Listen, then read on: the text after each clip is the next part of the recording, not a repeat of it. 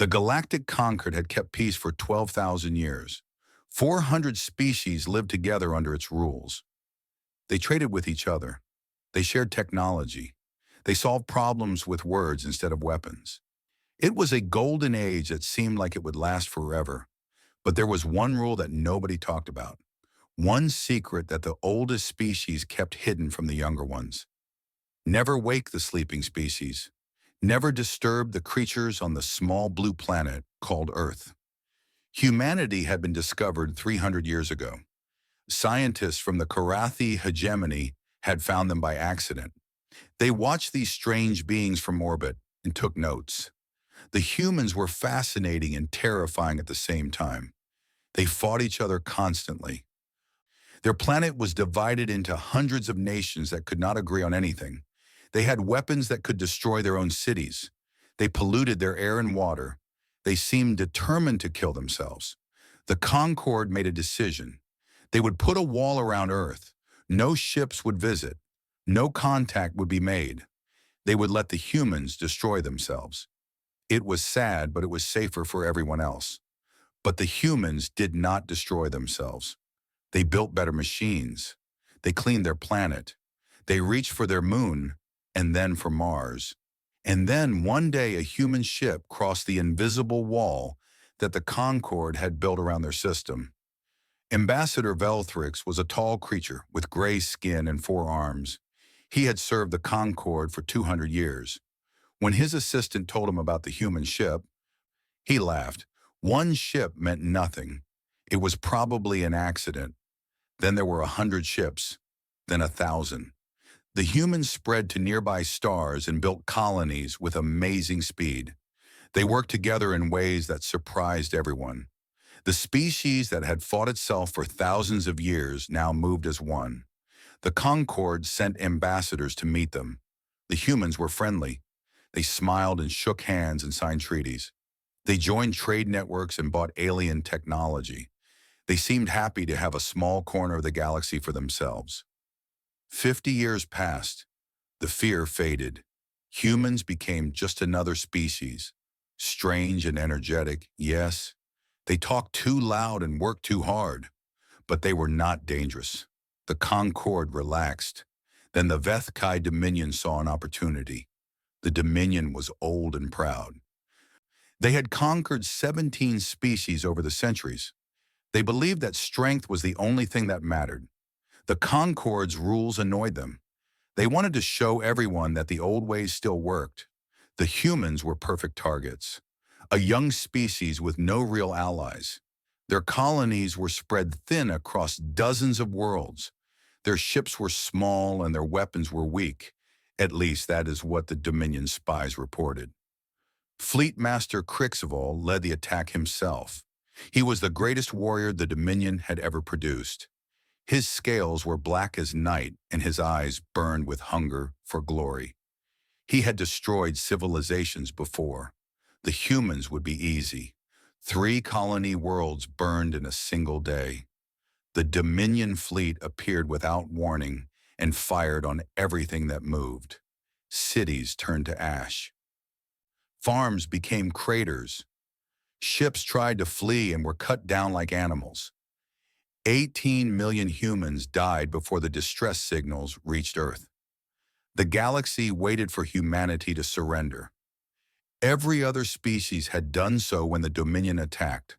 The smart thing was to accept defeat and pay tribute. Fighting back only made things worse. But humanity did not surrender. Their diplomats packed their bags and went home. Their trade ships returned to human space. Their colonies went dark and silent. For 6 months, nothing came out of the region that humans controlled. The Vethkai celebrated. They held parades and gave medals to their warriors. Fleet Master Crixivol received the highest honors from the Dominion Council. He had proven that the old ways still worked. He had shown the galaxy that the Dominion was still strong. Ambassador Velthrix watched from his office in the conquered capital. He did not celebrate. He had studied humans for a long time. He knew something that the Dominion did not understand. Humans did not go quiet because they were afraid. They went quiet because they were planning. The species that had spent its entire history fighting itself had finally found an enemy that united them completely. Every human on every world now had the same goal. Every factory, every laboratory, every shipyard was working toward the same purpose. Velthrix pulled up old records from Earth's history. He read about their world wars, their revolutions, their endless conflicts. He saw what humans could build when they were motivated. He saw how fast they could change when survival was at stake. Then he looked at the Dominion celebration and felt something cold in his chest. It was fear, not for himself, but for the galaxy, not for what the humans might lose, for what they might become. The Dominion had made a terrible mistake. They had attacked a species that never forgot an insult. They had killed the children of a species that loved its children more than life itself. They had poked a creature that had been pretending to sleep. Now that creature was waking up. And when it opened its eyes, the galaxy would learn why the ancient species had been so afraid of the small blue planet called Earth. The silence from human space grew deeper. The waiting continued. And somewhere in that darkness, something was being built. Something that would change everything. Deep beneath the mountains of Earth, the fires burned day and night. Machines that had been sleeping for decades came back to life. Factories that had made cars now made weapons. Shipyards that had built passenger vessels now built warships. The planet that had seemed so peaceful was showing its true face. Admiral Helena Vasquez stood at the center of it all. She was 60 years old with gray hair cut short and eyes that had seen too much death. She had lost her daughter on one of the colony worlds that burned. She had watched the video of the attack until she memorized every second, and she had made a promise to herself and to 18 million ghosts. Never again. The United Terran Command met in a bunker 3 kilometers underground. Representatives from every nation sat around a massive table. Above them, holographic screens showed the progress of their work. "Report," Vasquez said. Her voice was calm, but everyone could hear the steel underneath. General Chen from the Asian Coalition stood up. "Shipyard production is at 400% of projected capacity. Workers are volunteering for double shifts. We cannot build ships fast enough to use all the people who want to help." Director Okonkwo from the African Union went next. "Weapons research has made breakthroughs that we thought were years away. Our scientists have not slept in weeks. They say they will sleep when the Dominion pays for what they did." Admiral Vasquez nodded. She turned to the main display and pressed a button. The screen changed to show a number that made everyone in the room hold their breath. 500,000 ships. Not plans, not designs.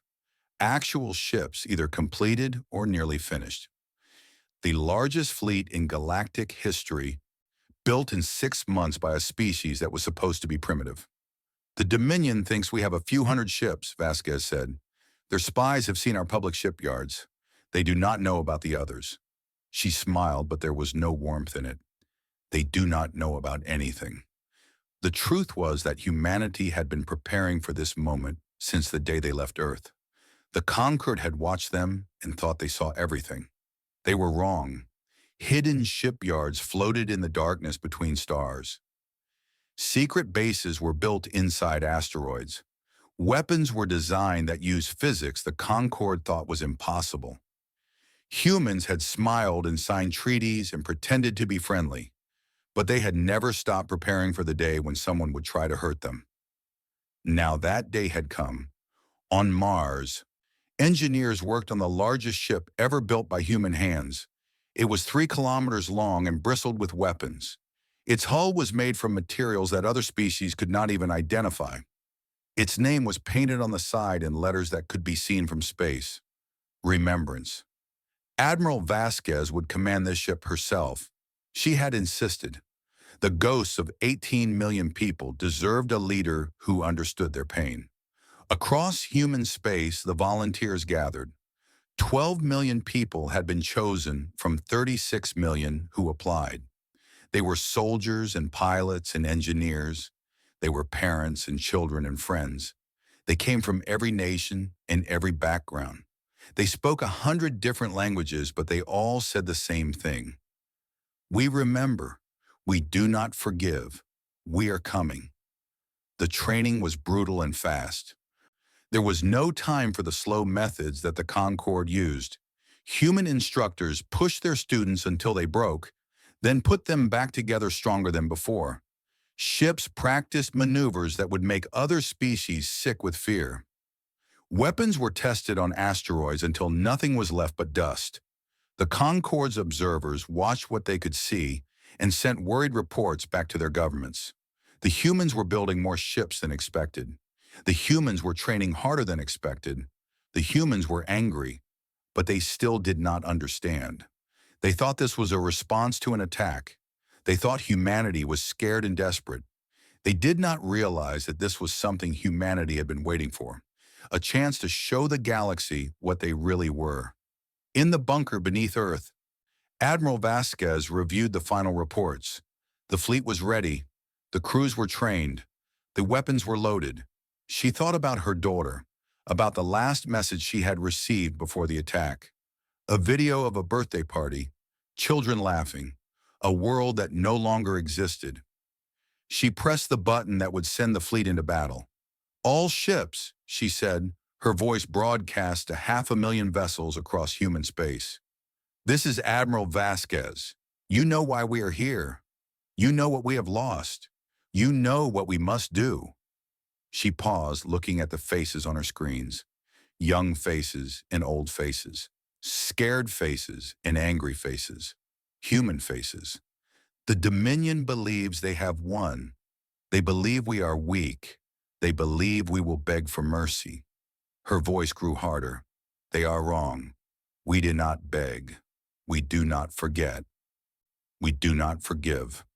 Across the fleet, engines powered up. Navigation systems locked onto targets. Weapons came online with a hum that sounded like a promise. Today we teach the galaxy a lesson they will never forget. Today we show them what happens when you hurt humanity's children. Admiral Vasquez looked at the stars on her view screen. Somewhere out there, the Dominion was celebrating their victory. They had no idea what was coming. All ships, she said, move out. 500,000 vessels jumped into faster-than-light travel at the same moment.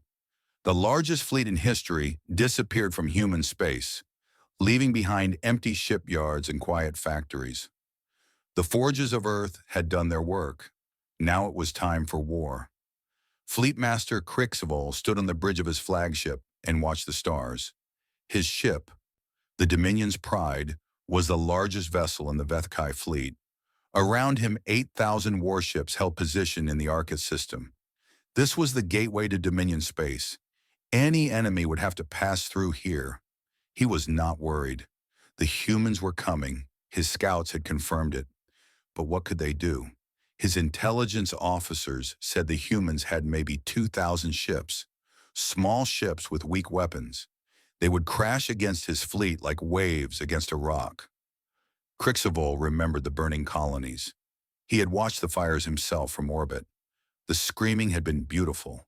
The humans had run like animals, trying to protect their young. It had been easy. Too easy almost. He had expected more of a fight. Fleet Master, one of his officers called out. Contact at the edge of the system. Human ships emerging from faster-than-light travel. How many? Crixvol asked.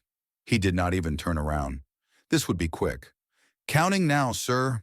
100, 500, 1,000. Crixvol nodded. As expected. 2,000, 5,000, 10,000. He turned around. That was more than the intelligence had predicted. 20,000, 50,000. The bridge went silent. Officers stopped what they were doing and stared at their screens. 100,000, 200,000. Crixvol walked to the main display. His legs felt weak, but he refused to show fear. The numbers kept climbing. Ship after ship emerged from faster-than-light travel. They spread across the system in perfect formation. Rows and rows and rows of vessels, more than he had ever seen in one place. 300,000, 400,000? That is impossible, Crixable whispered. They cannot have built that many ships. 500,000 contacts confirmed, sir. The display showed it clearly. 500,000 human ships surrounded his fleet. They formed a sphere around his position, blocking every escape route. His 8,000 ships floated in the center like fish in a net. Then his communication officer spoke. Sir, we are receiving a transmission. All frequencies. A human face appeared on the main screen. A woman with gray hair and cold eyes. She wore a uniform covered in metals. Behind her, Crixable could see the bridge of a ship that made his flagship look like a toy. Fleet Master Crixable, the woman said. Her voice was calm, almost gentle. My name is Admiral Helena Vasquez. 6 months ago, you killed 18 million of my people. You burned our colonies. You murdered our children. Crixable tried to speak, but no words came out. We remember every name, Vasquez continued. We remember every face. And now we have come to teach you something your species has forgotten. The human fleet began to move, not attacking yet, just shifting position, tightening the circle. You have forgotten what it means to make an enemy of a species that has spent its entire existence perfecting the art of war. Crixable found his voice. You think you can threaten the Dominion? We have conquered 17 species. We have ruled this region for 1,000 years. Admiral Vasquez smiled. It was not a pleasant smile. You conquered species that did not know how to fight. You ruled because no one had the strength to stop you. She leaned forward. We are not like the others, Fleet Master. We are humanity. And you made a terrible mistake when you touched our children. The transmission paused. Crixable looked at the numbers again. 60-1. His fleet was outnumbered, 60-1. You have 1 hour to surrender unconditionally, Vasquez said. If you do not, we will demonstrate what humanity is truly capable of. Your choice. The screen went dark. Crixable stood in silence for a long moment. His officers watched him, waiting for orders. He could surrender. He could save his crews. He could live. But he was Vethkai. He was a warrior. He had never surrendered in his life.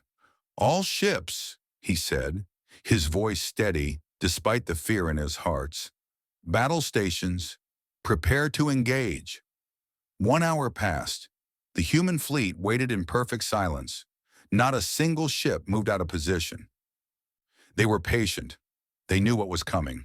When the hour ended, Admiral Vasquez gave a single order. Begin. 500,000 ships fired at once. The Vethkai fleet had shields that could stop almost anything. They had armor that could survive direct hits from plasma weapons. They had countermeasures and defense systems that had worked for centuries. None of it mattered. Human weapons cut through shields like they were not there. Human missiles ignored countermeasures. Human ships moved with coordination that seemed impossible, attacking from all directions at once. Crixable watched his fleet die around him. Ships he had served with for decades exploded in balls of fire. Warriors he had trained turned to ash in seconds. The pride of the Dominion shook as human weapons found their target. 14 minutes after the battle began, it was over. 8,000 Vethkai warships had been reduced to clouds of debris. Crixable floated in an escape pod, one of only a few thousand survivors. The human fleet surrounded the wreckage, collecting prisoners with cold efficiency. The Battle of Arkith had lasted 14 minutes, the largest defeat in Vethkai history, the greatest victory humanity had ever won. And it was just the beginning. The video of the Battle of Arkith spread across the galaxy in hours. Every species watched it. Every government studied it. Every military leader had nightmares about it. 8,000 Vethkai warships destroyed in 14 minutes. The greatest fleet in the region turned to dust by a species that was supposed to be primitive. The numbers were impossible, but the evidence was right there on every screen. The Galactic Concord called an emergency meeting. It was the largest gathering in 3,000 years. Representatives from 400 species filled the Grand Assembly Hall. They spoke in whispers and looked at each other with frightened eyes. Ambassador Velthrix of the Karathi hegemony sat in his usual seat and watched the chaos. He had warned them. Years ago, he had told the Concord that humanity was not what they seemed. No one had listened. Now they were learning the truth the hard way. The main screen showed the human fleet moving deeper into Dominion space.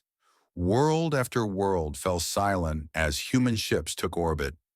But they were not destroying anything. They were not killing anyone. They were liberating. The Dominion had enslaved 17 species over the centuries. Billions of beings lived under their rule, forced to work in mines and factories.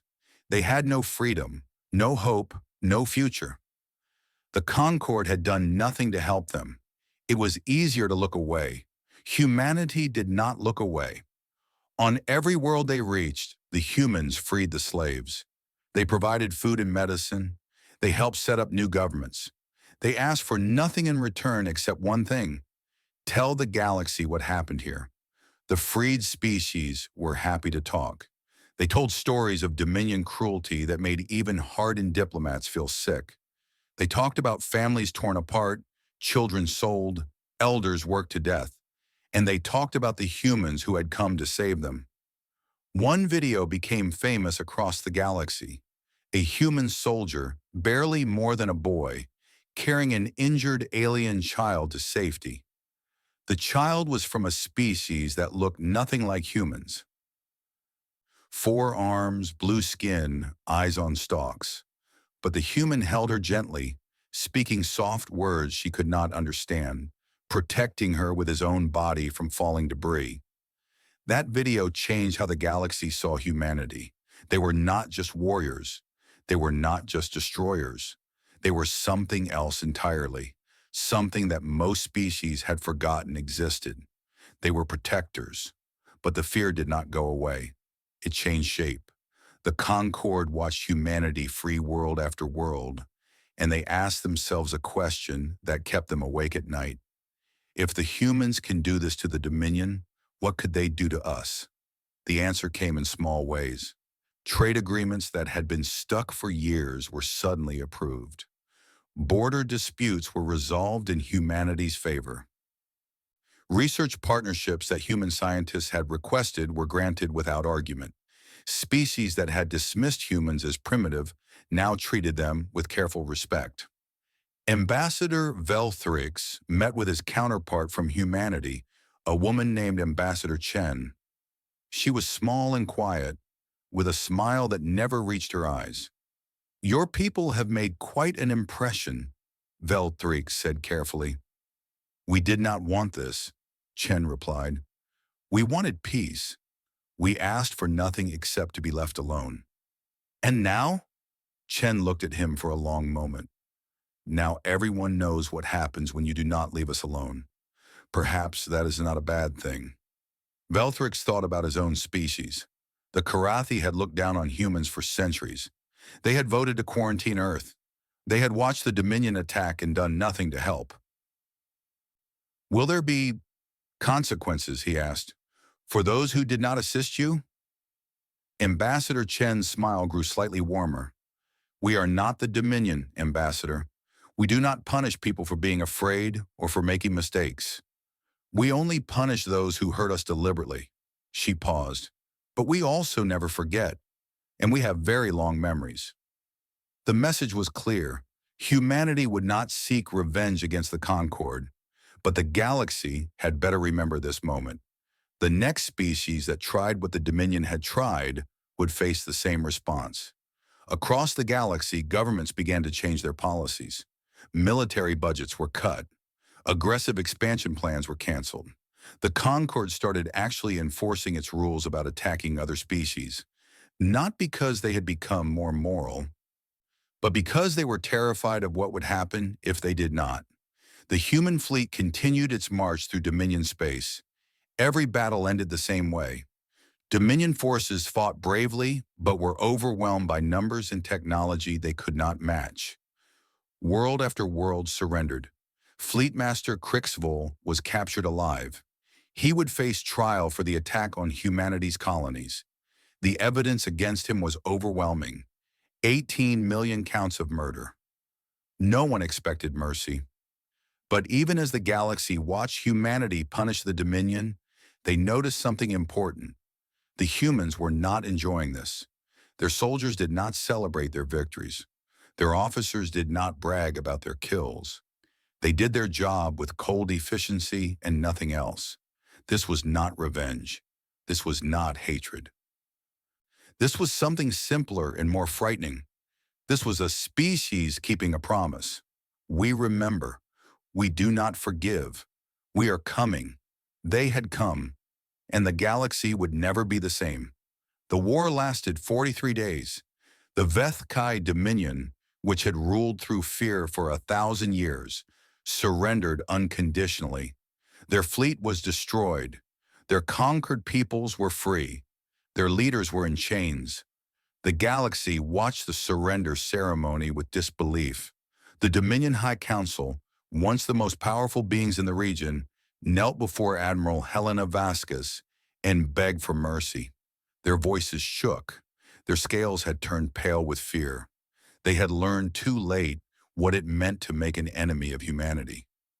Vasquez looked down at them with eyes that held no satisfaction.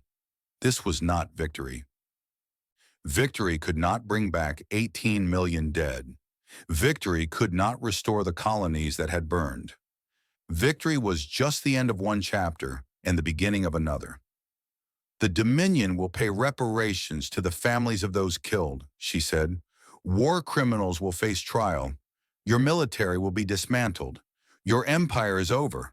She paused, looking at the kneeling figures before her. But we will not destroy your species. We will not burn your worlds as you burned ours.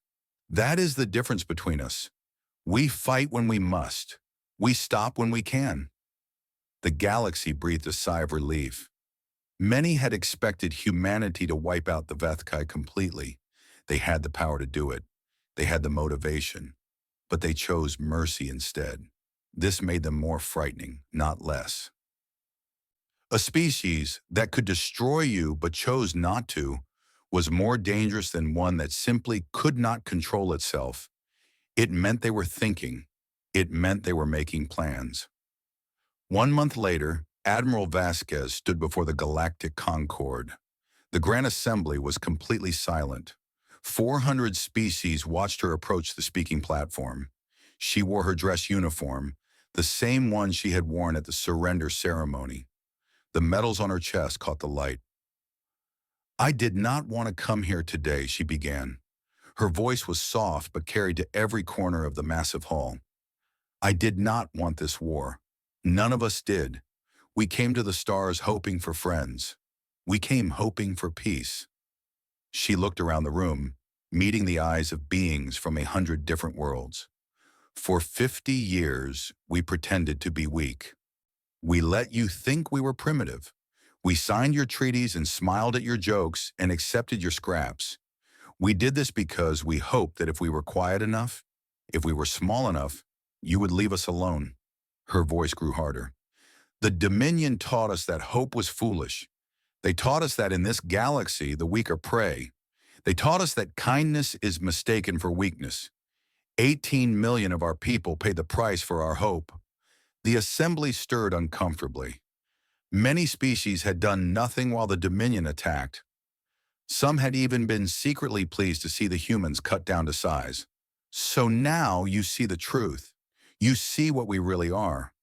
We are the species that spent its entire existence fighting itself.